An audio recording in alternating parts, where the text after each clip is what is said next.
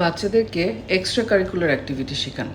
আমরা যখন ছোট ছিলাম তখন আসলে কাজিনরা, পাড়া প্রতিবেশীরা এত ক্লোজলি লিভ করতো এবং আমাদের মা খালারা ওয়ার্কিং খুব একটা ছিল না, যার জন্য ছিল কি যে সোশ্যাল ইন্টিমেসি, সোশ্যালিজম, এই জিনিসটা আমাদের চাইল্ডহুডে আমরা পেয়েছি, তাই না? অনেকেই যারা আমাদের বয়সে আছেন, যারা এল্ডার আছেন, তারা অবশ্যই এটা স্বীকার করবেন। বাট এখনকার জেনারেশনের বাচ্চাদের কী হচ্ছে, তারা আরবানাইজেশন প্রবলেমে ভুগছে। প্রবলেম কেন বললাম? কারণ এই সময়ে বাচ্চারা গ্যাজেটের উপরে ঝুঁকে যাচ্ছে বেশি, এবং এতে কি হচ্ছে, ওদের যে পোটেনশিয়ালিটি অফ ক্রিয়েটিভিটি, হ্যাঁ, সেটা কমে যাচ্ছে। যেই বাচ্চার যতটুকু ক্রিয়েটিভিটি থাকার কথা, তাদের মধ্যে সেইটা ফ্লেয়ারই করতে পারছে না, এক্সপোজই হতে পারছে না। তো এই জিনিসটা থেকে বের হওয়ার একমাত্র উপায় হচ্ছে গিয়ে ওদেরকে এক্সট্রা কারিকুলার অ্যাক্টিভিটি দেওয়া। এই নামটা খুব মানে ফ্যান্সি শোনা গেলেও আসলে জিনিসটা কিন্তু এইরকম কঠিন কিছু না। এক্সট্রা কারিকুলার অ্যাক্টিভিটি মানে পড়ালেখা ছাড়া, নিজের দৈনন্দিন জীবনের কাজ ছাড়া এক্সট্রা কিছু তাকে শেখানো।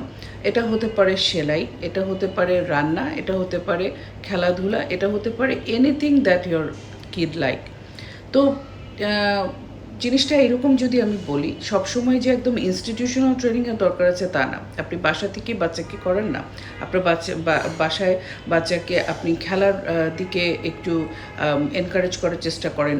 বহির্বিশ্বে কিন্তু এক্সট্রা কারিকুলার অ্যাক্টিভিটির উপরে অনেক ভালো এমফেসিস দেওয়া হয় এবং ওরা অনেক এনকারেজ করে, অনেক উৎসাহ দেয়। এবং ওরা যখন বায়োডাটা বানায়, একটা সিভি বানায়, তখন ওইটাতে একটা পোর্শনে থাকে এক্সট্রা কারিকুলার অ্যাক্টিভিটি। আপনার কী কী এক্সট্রা কারিকুলার অ্যাক্টিভিটি আছে, আপনি আপনার দৈনন্দিন লাইফ এবং পড়াশোনার বাইরে আর কী কী জানেন, সেটার উপরে কিন্তু অনেক কিছু ডিপেন্ড করে। অনেক কোয়ালিফিকেশন দেখা যায় যে ওরা পজিটিভ ভাবে নেয়, এবং অনেক এক্সট্রা কারিকুলার অ্যাক্টিভিটি ওরা, অনেকগুলো কোম্পানি আছে যে তারা খুব এনকারেজ করে, খুবই অ্যাপ্রিসিয়েট করে, তারা অগ্রাধিকার ভিত্তিতে তারা চাকরি দেয় এবং বিভিন্ন ধরনের ফ্যাসিলিটিস দেয়, বিভিন্ন ধরনের সুযোগ দেয়। তো আজকে থেকে আপনার বাচ্চাকে তৈরি করুন সেই সুযোগের জন্য, যেই চূড়ায় আসলে সে যেতে সক্ষম, সেখানে যাওয়ার জন্য আজকে থেকে ভিত্তি তৈরি করে দিতে হবে। শুধু পড়ালেখা করলেই হবে না। আমার একটা গল্প বলি আমার পার্সোনাল লাইফের।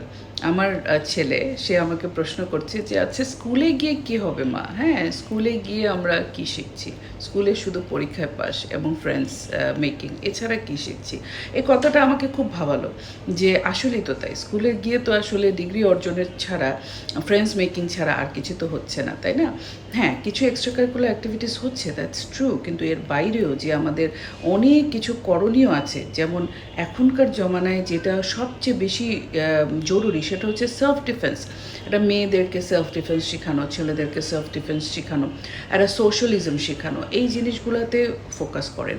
তাহলে পরে দেখবেন কি যে ভবিষ্যতে আপনার বাচ্চাটা অনেক উইন্ডোজ খুলে যাবে। সে শুধু পড়ালেখা, এই যে বাংলা, গণিত, বিজ্ঞান এগুলো পড়ে যার লাইনে, সেটা বাদে বাকি সাবজেক্টগুলো কিন্তু তখন মাইনরিটি হয়ে যাবে, রাইট? এটা আমি প্যারেন্টসদের জন্য স্পেশালি বলছি।